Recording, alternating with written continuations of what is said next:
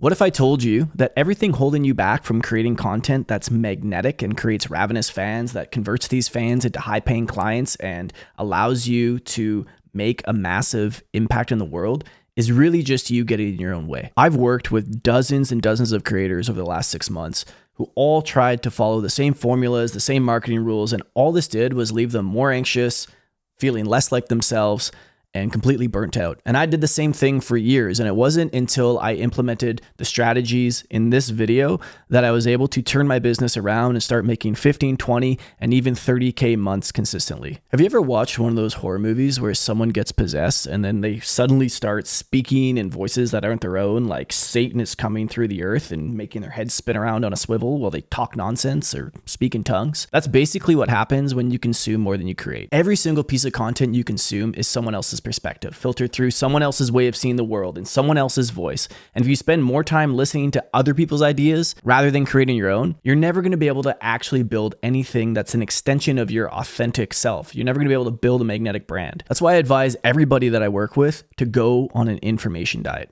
Just like you wouldn't eat 5,000 calories a day and expect to lose weight, you can't consume endless content and expect to create something original. So I've told this story a few times before, but a couple years ago, I went on this 28-day backcountry trip. No technology, no sleeping bag, nothing. Like I basically had a knife and some water and that was it. It took about a week for my brain to fully detox and reset from all the stimulation and all the ideas and thoughts that I was picking up from other people in the world. But when those other thoughts and opinions and ideas finally did leave my brain, I had thousands of my own. It was like I finally heard my own voice for the first time in years. And I came home on fire, just so inspired to write, to speak, to share about ideas and opinions that at that point, I'd never heard from anyone else. Not everybody has a month to fuck off into the mountains and sleep in the dirt and get ideas. So here's a simple rule that you can implement now. Spend at least 1 hour a day with no podcasts, no social media, no news, preferably in an environment that you enjoy.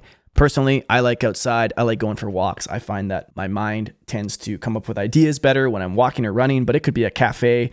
It could be, in your home in a space that feels really good to you. But the point is to disconnect from all inputs. Now, when you do this, you're going to want to bring a small notebook with you, something like Fields Notes that you can see right here. And you need to start recording every single thought and idea you have. You don't have to worry about flushing them out. Just write them as they come. And this is a practice that I take every single client that I work with through. I call it building your wisdom well. And it's how, when I go and sit down to actually create content, I never have to come up with original ideas. I have literally books and books full of ideas. If you want to be truly original, you have to empty your cup first and then allow what wants to emerge through you to arise. If you fried your brain from just endless consumption, which 99% of people have, this practice of sitting for an hour, going for a walk is going to be incredibly frustrating. It's going to be incredibly anxiety inducing. And that's not a bad thing. That's a good thing. You're basically detoxing everybody else's thoughts and opinions and views of the world out of your system. But if you don't do this, if you don't start doing this now, creating content will always feel gross because a deep part of you, if you have any integrity, knows you're full of shit. It knows that you're being inauthentic. It knows that you're recycling ideas. And if you're being inauthentic with yourself,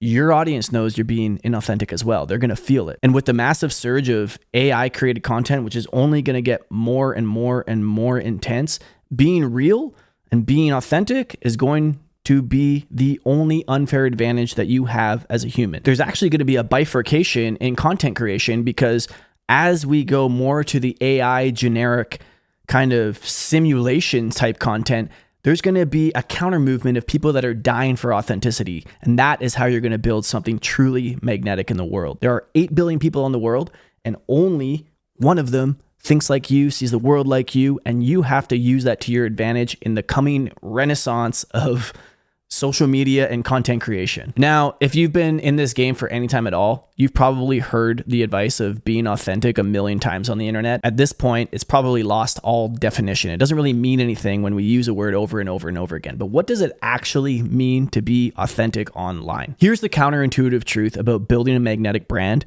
that nobody else talks about. And this is exactly what took me from $0 at the beginning of this year to a $30,000 month in just 90 days. So you have to understand that the audience comes last. This probably goes against everything you've been taught. Every guru, every course, every how to build your personal brand bullshit YouTube video tells you the complete opposite. They say, find your target audience first and define your ideal customer avatar and research what your audience wants to hear. But creating for the audience first is exactly why creating content feels so gross and so disconnected for most people. Because when you start with the audience, you're immediately creating for imaginary people. You're sitting there thinking, what do 25 to 35-year-old entrepreneurial women want to hear? What pain points do they have? What kind of content performs well in this demographic? And that's not creating. That's not art. That's not authentic. That's a performance. That's a manipulation of the world to try to get something. You're not expressing your truth. You're just manufacturing content designed to get a reaction from people that might not exist, the avatars that you've never even met. Then you sit there at night, after months and months of laboring with a pint of ice cream at 10 p.m., wondering why you feel so empty and hollow, stuffing your face and your misery away. So if the audience doesn't come first, what does? The art. The art comes first always. You create from what's alive in you. You share what's true for you. You express the insights that are burning inside of you that just absolutely need to get out. And then, after you've been consistently creating from your authentic core, you start to notice patterns in who resonates with your work. You see who shares your work. You see who comments with depth. You see the conversations that happen in the comments and the DMs. Who reaches out privately to say, this piece of content changed how I see everything. Those are the people, the real human beings that are already drawn to your unfiltered truth. When you put the art first, you're not trying to reverse engineer what people want to hear. You're actually trusting your message. You're trusting your authentic expression. You're trusting that what you say in the world matters, it's true, and will magnetize the right people naturally. It's the difference between fishing with a net and just trying to catch everything versus being a lighthouse that naturally draws ships to the shore. Playing the algorithm is always going to be a losing strategy. Perennial ideas that last centuries, will always outperform trends in the long run. Think about vinyl records. Most of the vinyl records sold in the world, even this day, are from albums written 50 years ago. The top-selling books of all time have been in print for decades, not just months. There are certain truths and information that will never go out of style. And when you create for the algorithm, your work dies when the algorithm changes, because the algorithm only rewards what's engaging right now, whereas humans reward what genuinely helps them navigate their lives. And if you do this right, you don't need a whole whack of followers. You just need the right followers. So here's a simple framework for the audience first approach. Take as much time as possible to build your wisdom well. Then create from here. Come up with your own ideas, create from your deepest truths and observations. Then you share consistently without attachment to the outcomes or the vanity metrics of likes, etc. You refine your content based on what energizes you, not just paying attention to the metrics, but what do you actually like to create? What do you like to talk about? You also have to build systems in your life around your natural creativity. What does that mean? It means like finding a rhythm that works for you. If daily output doesn't work for you and you feel uninspired and that you're just on the hook to create constantly, then try something else. The most important piece about creating magnetic content is that you do it in a way that you enjoy, because there's a transmission that happens through the content, not just the words, but actually the energy behind it, the energy that you put it out into the world with. And that is the piece that's magnetic. It's not always what you say, it's how you created it, where it was sourced from. You stop using tactics to grow. You allow your audience to find you through your own authenticity, through your own resonance. And the paradox about all of this is that by focusing less on your audience initially, you'll ultimately build a stronger and more loyal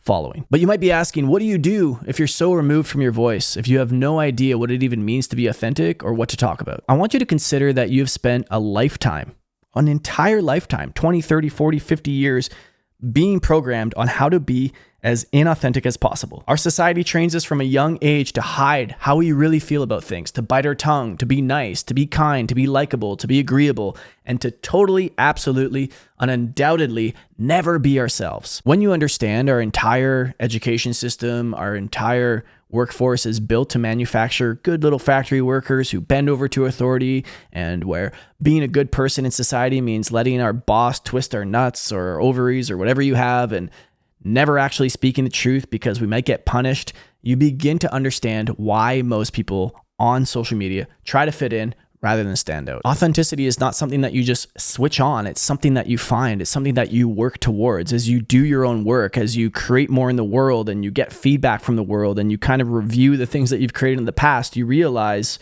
oh, finding my voice is an active pursuit. It's a participatory experience. It's not something that I just wait for it to happen. It's just like learning anything else. Think about learning to play a guitar. No one picks up a guitar for the first time and plays a beautiful song from the deepest depths of their soul. They make terrible sounds and their fingers hurt and everything's awkward, but through consistent practice, something shifts.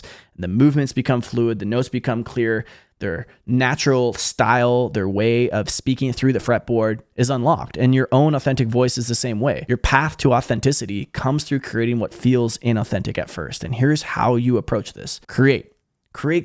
Don't even begin to complain about metrics or to worry about your performance online or what's going on until you've actually created like 500 pieces of content. Expect to feel cringe, expect to be disappointed, expect to have this great idea, and then when you get it out into the world, you hate it. It doesn't sound like at all what it did in your head. That's good.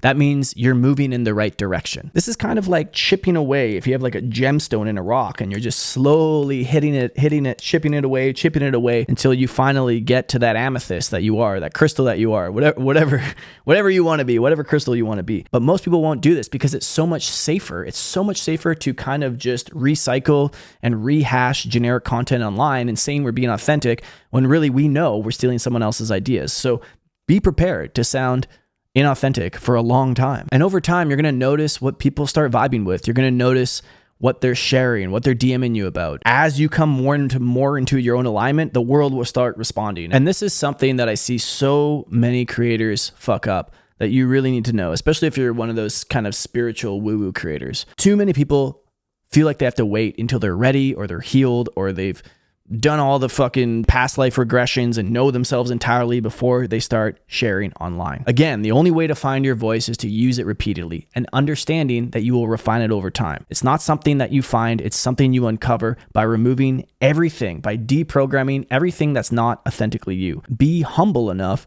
to continue creating and being like, that's not quite it, but I'm going to release it anyway. That's not quite it, but I'm going to release it anyway. And over months and months, and the more volume that you do this, the faster the result will come. You'll start to tap into that alignment, into that thing that's like, yes, this is the truth. And when you hit that alignment, when you start speaking that truth, everything else starts to become much easier. And once you hit this spot, and you're creating authentically and people are resonating with your voice and resonating with your message and you actually sound original, you've built some magnetism, you're going to face an entirely new challenge.